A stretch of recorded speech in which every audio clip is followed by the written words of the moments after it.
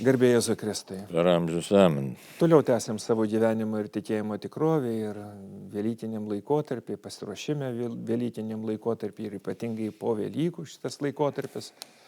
Jis yra be galo svarbus tam, kad mes sugrįžtumėm prie to, apie ką gana dažnai ir tas mūsų kalbėjimas apie dvasingumą, jis tampa tokiu labai redukuotu arba kartais netgi visai paraštiniu, tai yra kalbėjimas apie dangų, apie tai, kas laukia mūsų anapus.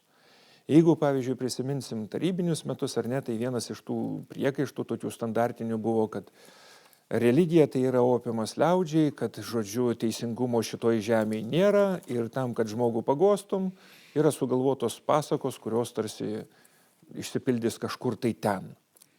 Ir ten pakankamai daug tos kritikos susilaukė visi šitie dalykai. Bet netgi dabartinės teologinės įžvalgos gana dažnai yra susijusios su tuo, kaip mums gyventi patogiau, komfortabiliau šitam pasauliu. Ir kai eina kalba apie anapusinį pasaulį, kuris mūsų laukia, apie dangus, pakankamai nedrąsiai šiais laikais yra kalbama. Kas nutiko? Ar nebėra žodžių, ar nebėra drąsos kalbėti, ar per daug kritikos yra, nes vis tiek suvokimas, kad tai, ką mes išpažįstam, netgi tėve mūsų maldoj, kad ateinie tavo karalystė, tai karalystė taip dalinai, tegul tavo tvarka pildosi jau dabar žemėje, bet žinom, kad namai tai ten.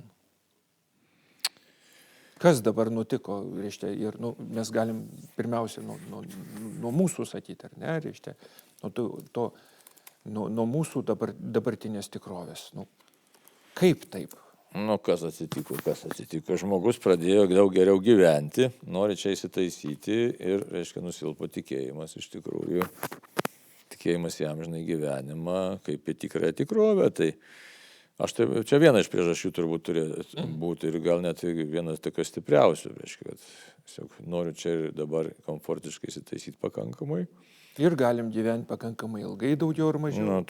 Taip, kad mirtis nustumta šiek tiek iš šono, kančia nustumta iš šono.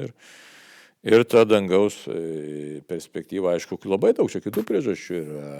Racionalizmas, visoks ten filosofinės srovės, žiūrėk, kas ten, jau, nežinau, jeigu taip analizuoti, koks ten yra amžius. Ir jau 17, dar 18, 19 prasidėjo visokios srovės, filosofinės, psichologijos, ten reiškia sustiprėjimas Freudas ir ne tik Freudas ir kiti ten, aiškiai, kas tai ir jau po Liuterio ten visas kalbėjimas apie toks, kad netiek ir svarbus gal tas dangiškasis gyvenimas ar pasaulis, kad, žodžiu, visa pramonės revoliucija, labai daug dalykų, kurie ką padarė, kad Nyčės kalbėjimas, ne tik savo filosofinis kalbėjimas, labai toks platus, ne kad...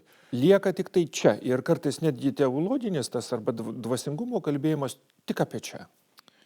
Ir tokia, čia tokia, prometėjiška, tarsi prometėjiška idėja statyti Babelio bokštą čia ir dabar jau tas, čia ir dabar, kad mes galim tos galimybės kažkiek prasiplėti technologinės, ir visą marksistinę taip pat filosofiją, kad sukurkim laisvę, lygybę, brolybę, komunizmas, kad tikrai visi čia išgyvensim, paskui materializmas kapitalistinis, kad vėl čia reikia, visai nes neatsimenam darbuotas ir American Dream, ne, tai čia kokie ten metai, čia kaip prasidėjo 64 turbūt, kada ten, kad visi turės po namelį su baseinu, tokia amerikietiška svajonė.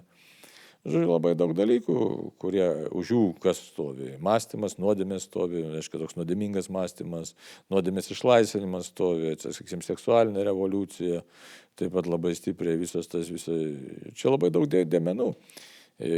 Tos tokios savotiškos muzikos, sakau, savotiškos kabutės įėjimas. Žodžiu, piktosios dvasios veikimas irgi labai platus per įvairias ir kultūrinės sferas, ir filosofinės, ir psichologinės, ir visokios lūkesčius. Ir todėl žmogus susikūrė iliuziją, kad čia šitas buvimas čia tęsis amžinai, o dangaus perspektyva visiškai kažkur ten visiškai. Ir aišku, ateizmas, jeigu anksčiau buvo labai įdomi čia, ir Maceina apie tai kalbėjo, kad didysis pavojus faktiškai net ne tas ideologinis ateizmas. Tai ideologinis ateizmas, tai gali diskutuoti su ateistu. Bet sako, ateis praktinis ateizmas ir jis atėjo iš tikrųjų, kai nieks nebesvarsto tikėjimo dėmenų, nebesvarsto nei amžinybės dėmens, tiesiog Yra Dievas, nėra Dievo, gyvenu kaip noriu. taip, ignoravimas visiškai žmogaus to tokio giluminio troškimo pažinti, gyventi, tiesiog čia ir dabar gyvenu, bet gyvenu tokį,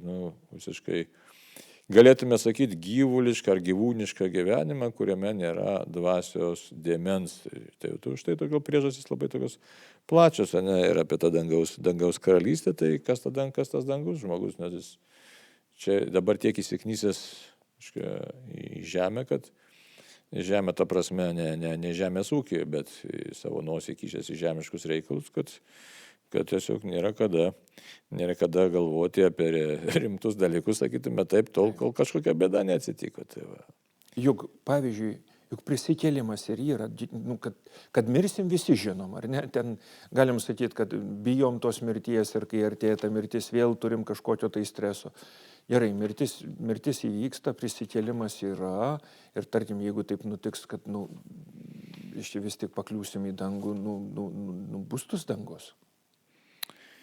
Kaip dabar kalbėti, kaip iš vienos pusės galima taip senobiškai paimti senasias tas giesmes arba kantičkas ar ne, ir ten labai gražiai dažnai yra apgiedama apie harmoniją, arba tas pats pranašas Izaijas, kur kalba apie tai, kaip bus, kad ir vaikas ten su ta gyvatė sutars, galės žaisti ir niekas neįkas, ir tas eriukas su tuo vilku sutars ir taip toliau, tokia, kaip iš vienos pusės harmonija. Ką mes galėtumėm kalbėti, nes čia ir mūsų kalbėtojų problema, juk kada pats paskutinį kartą girdėjai arba kalbėjai apie dangų.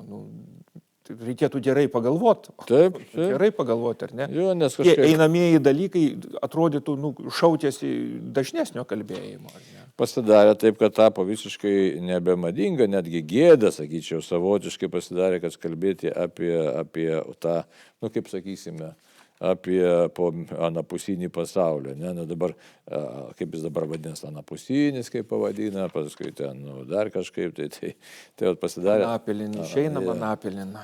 Ir reiškia, ir todėl, iš tikrųjų, tas dėmuo amžinybės visiškai pradingęs, tai tikrai tai, bet čia toks, tiesiog atėjo tokia mada, ne mada, tokia, kad nekalbėti apie to, o mes katekizme tai turim pakankamai daug, čia reiškia, kad žiūrėkit, 1821 sako, tad galime tikėtis dangaus garbės Dievo pažadėtos tiems, kurie jį myli ir vykdo jo valią.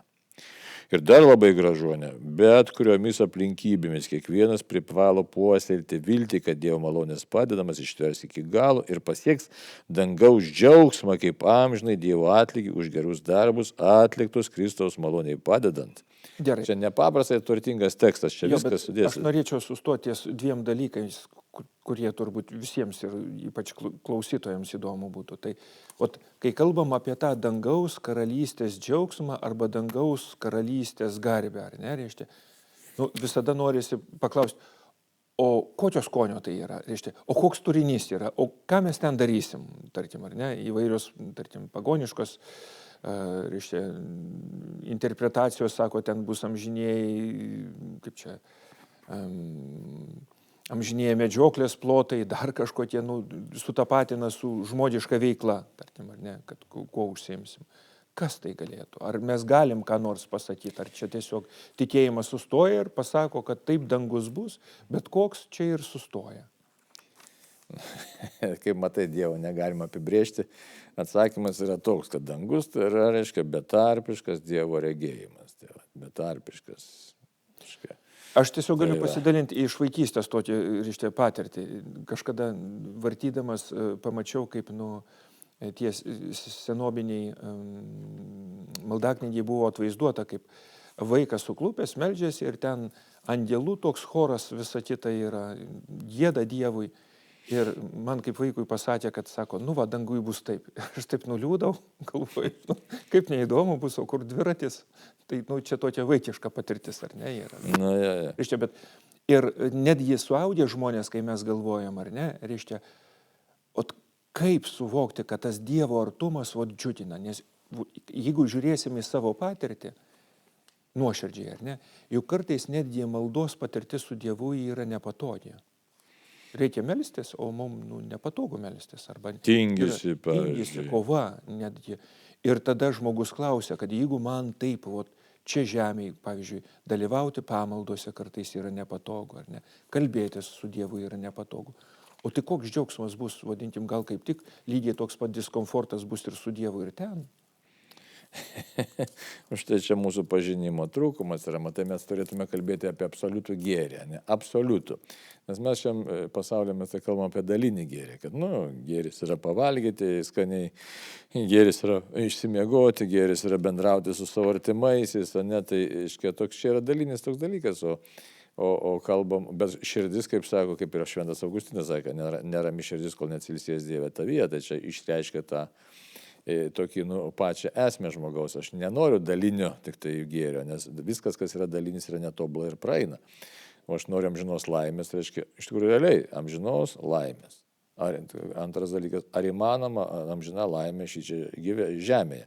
Žinom, kad reiškia, bet kokia čia laimė, toj praeina ir ateina rūpesčiai, tai vienas dalykas, kad nėra šitos amžinosios laimės, tai vienas dalykas, antras dalykas, šitas gyvenimas amžinai netrunka. Žodžiu, mūsų patirtis byloja visai ką kitą, tai reiškia, konfliktas tarp tų mūsų troškimų ir dabar tik klausimas, kiek teisėti tie mūsų troškimai. Tai kitas čia klausimas, ar aš esu tik tai gyvulys, kuris šiek tiek pasidžiaugia, ten kaip žinai, kaip kažkada ten kokiam ten anekdote buvo, išgerti, pasidauginti, pavalgyti, pamiegoti ir tuo pasidžiaugti, ar mano yra visai kiti troškimai ir kiek teisėtas tas noras tos amžinosios laimės. Tai čia vėlgi galim kalbėti apie žmogaus savęs pažinimą, savo pašaukimą arba nepažinimą, tai kas yra žmogus. Tai jeigu mes šiandien tą žmogų suredukavom į gyvulį, iš tikrųjų, gyvūną tam tikrą kažkokį tai, kuris pasitenkina ėdimu, dauginimus ir miegojimu. Ir čia reikėtų pasakyti, kad netgi šitie poreikiai jie yra teisėti, nes Dievas taip nori, tačiau tik nesustoti vien tik ties jais. Taip, tai jokių būdų, tai tada apie tą žmogaus pašaukimą, kūniškų dalykų mes jų neišoperuosim niekaip. Jie yra ir jie teikia džiaugsmą ir net, sakytume, tokį teisėtą džiaugsmą, bet jisai turi būti savo vietoje. Tai va taip, kad... Tai gerai, tai reiškia, tai kaip tada, o kas ten, taip kaip, suprantu, vadinkim, čia kaip mažas vaikas, vadinkim, kad sako, tai o kas ten, taip kaip sako, bus dovana, bet dovana išpakuosi, tarkim, atėjus šventėje, ar ne? O tai kas ten yra?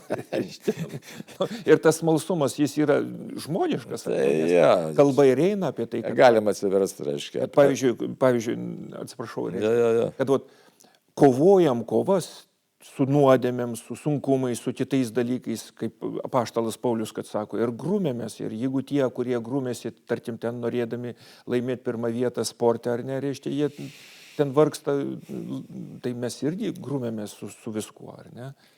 Tai, žinai, galima atsiversti apreiškimo knygą, bet ten labai irgi neaiškiai, kas ten safyras, kas ten smaragdas, kas ten tas dangaus, toks regėjimas, ir šventyklos nebebus, ir avinėlis, ten bus šventykla, žodžiu, tokie dalykai. Kaip Šventas raštas sako, ko akis, reiškia, neregėjo, ausis negirdėjo, kad žmogui galva neatėjo, tad Dievas paruošė tiems, kurie įmyli. Tai va. Dabar jeigu pažiūrėsim katekizmą, tai 10:23, ne?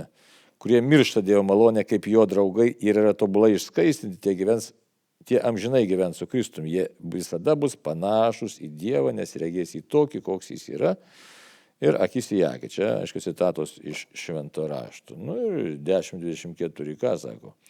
Tas tobulas gyvenimas su švenčiausia trejybė.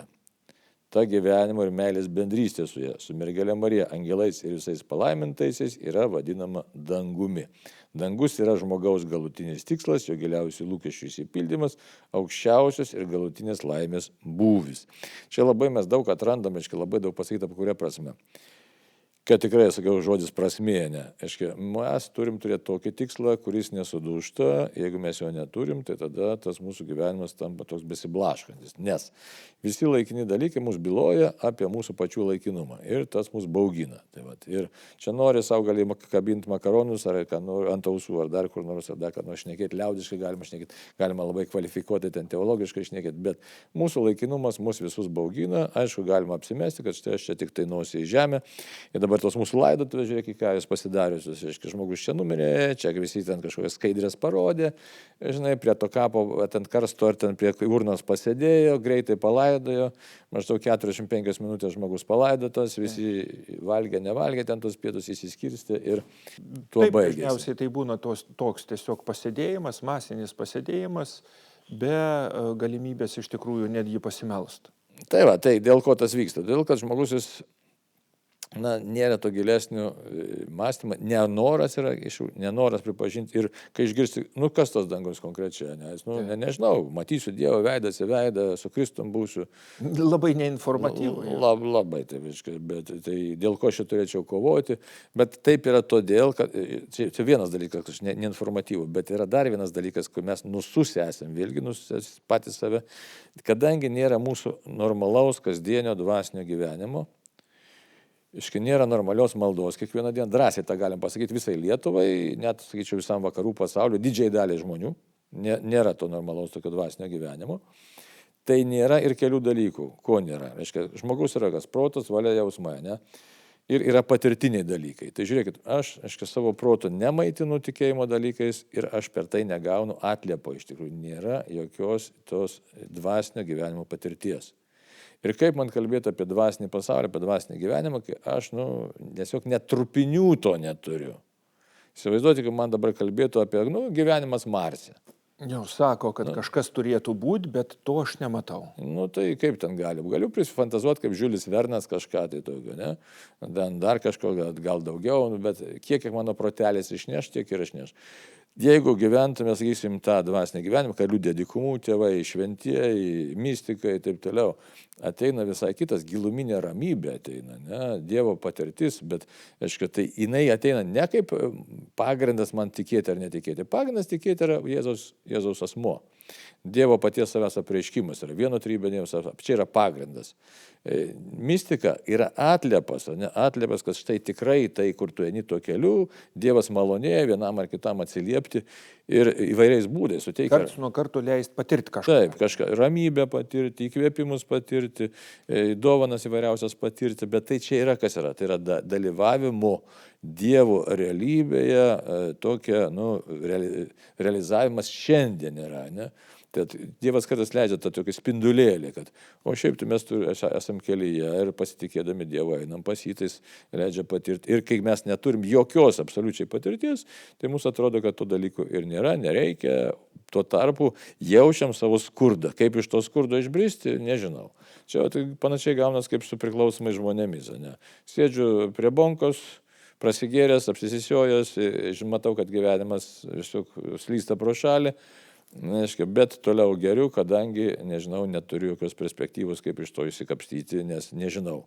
O kai tau sako, štai pradėk melstis, ten nueik į grupę, bet ir grupiai, bet Dievo tau nieks nepadės, žodžiu, yra kelias, bet jeigu tu nežinai to, tai nebandai, taip ir sėdė tame savo, kaip sakyti, tokiam pragertam aklybei tokia. Čia kaip pavyzdys, gal tikęs, netikęs, bet čia toks analogija tokia yra. Tai mes irgi dažnai esam akli tokie.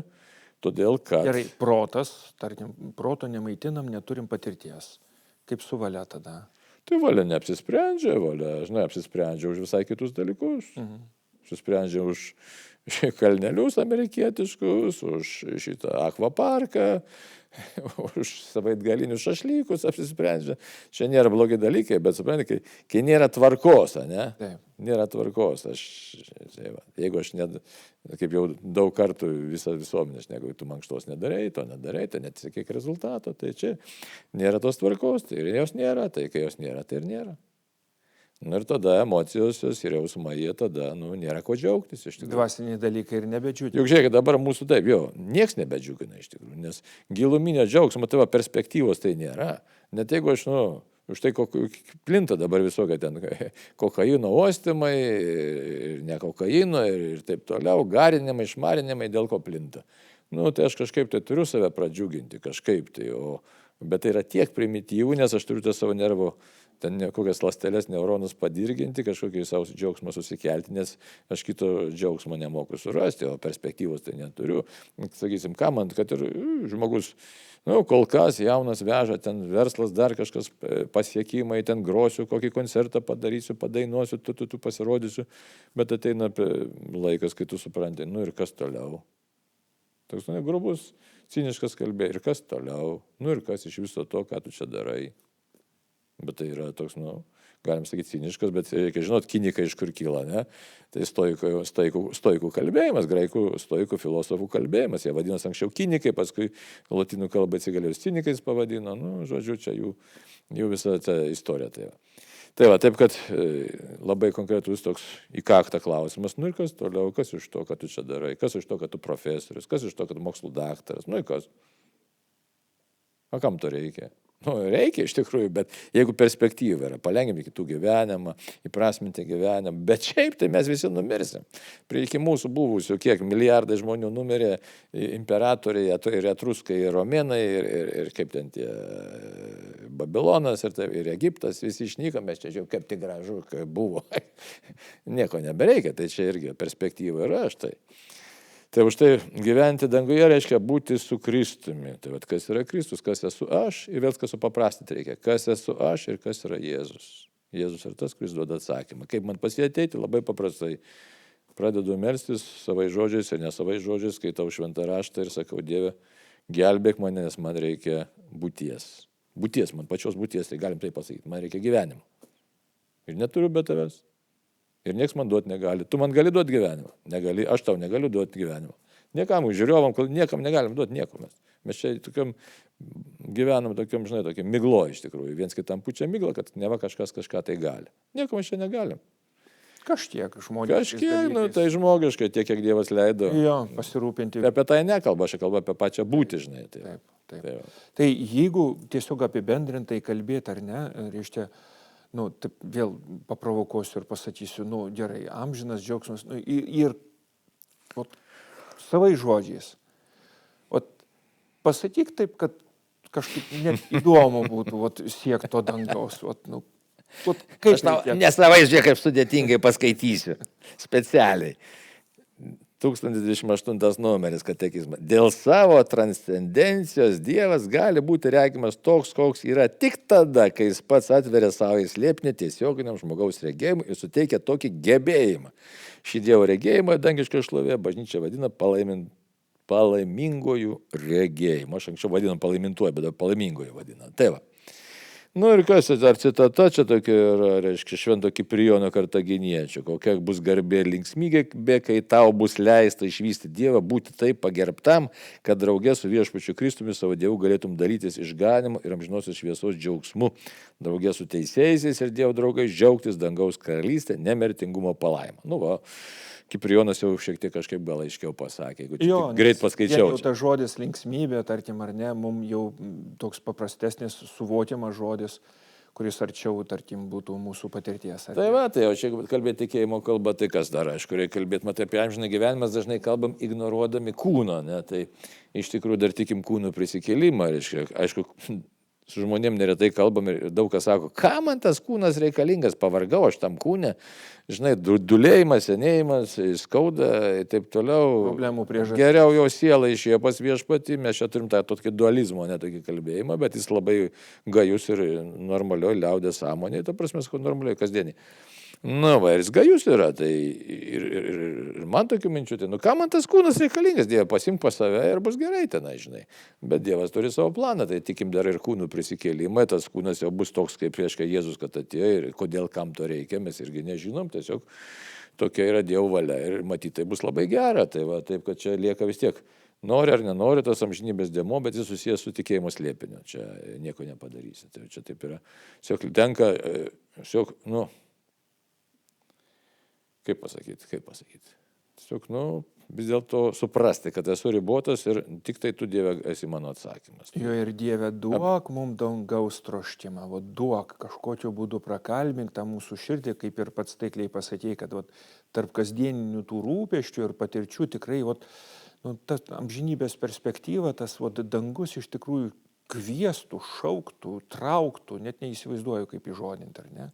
Kad vat nepamirštumėm, kad vat paskutinė stotelė, į kurią migruojame ir kam reikalingas prisikėlimas, tam. Matai, kas yra čia, daug dėjo mums tikrą viltį, iš tikrųjų, tikrą viltį, kuri neapgauna, nemeluoja, nes be vilties mes nešauksime niekada, reiškia. Tai nes gali būti tikėjimas, jeigu, žinai, ir apaštalas Paulius nesako, jeigu turėtume visą tikėjimą, ne, kad net kalnus kilnotume, bet dar tikėjimo neužtenka, nes kad pradžiugtum, tikėjimas yra pažinimo atbaigimas, iš tikrųjų labai svarbus dalykas, tai daug Dieve gilesnį tikėjimą, bet taip pat ir viltį, kad tai, ką tu pasakėjai, kas čia mes ką tikim, ką kalbam, kad tai nėra kažkokie pasvarstymai, bet kai yra tikras dalykas ir tu neapgausi ir tu vedi, nes tu esi tas, kuris vėlgi grįžtam prie to paties, tu žvelgi į mane rimtai. Ir čia yra didelė problema mūsų laikmečio, nei mes patys į save rimtai žiūrim, nei mes į šalia esančius žmonės rimtai žiūrim. Už tai labai daug nusivylimo čia, tik nenoriu įsivesti, nes čia bus kita tema visai. Iš tikrųjų mes labai subanalėjom dėl įvairių priežasčių, turim daug psichologinių problemų, neišspręstų. Ir jos labai mus lega, nes tikrai, dar kartą pasikartosiu, bet tikrai, jeigu mes pasižiūrėsim, mes nei patys, nei į save, nei į kitus nežiūrim rimtai. Ką tai reiškia rimtai? Su rūpešiu, su atjauta, su tokiu esminiu noru spręsti gyvenimo problemą. Mes padedam labai daug ir labai daug gerų žmonių yra, kurie padeda, rūpinasi įvairiais būdais. Tikrai labai daug gerų žmonių Lietuvoje yra. Bet visi kažkaip, ne visi, bet daug kas labai apeina būtent tą tokį noriu spręsti gyvenimo problemą, nes noriu prisiliesti prie pačios būties, kažkodėl apeinam. Ir šitoje vietoje tada sudūštam, tiesiog pasidarom tokie neįgalus, nes neturiu ką atsiremti. Bet čia vėlgi yra problema, kokia autoriteto problema, čia vėl gali sugrįžti vis dėlto kaip tie psichologiniai dalykai ir patirtis įtakoja mūsų santykį su Dievu. Nes jeigu aš nepasitikėjau savo aplinką, savo mokytojų, savo draugais, savo tėvu, kuris ten man neparodė dėmesio ar tyčiojosi, ar kažkaip kitaip nusišalino, ar jo nebuvo, mama ten kažkaip neturėjo laiko darbuose, paskendusi buvo, tai aš tiesiog visą pasaulį priimu kaip tokį ir tada tampu faktiškai tokiu viduj tokių save izoliuojančius, galbūt net šiek tiek cinikų tampu, kuris nepasitikė nieko. Ir kol kažkaip tai Dievas tada manęs nepaima, neperkeičia, neduoda tos patirties, kad štai tiek pas mane, aš labai sudėtinga patikėti viltimi, kad Dievas mane traktuoja rimtai. Tai daug Dievo mums to vidinio džiaugsmo. Ir noro būti dangaus piliečiu. Jo, kad tu į mane žvelgi rimtai. Amen.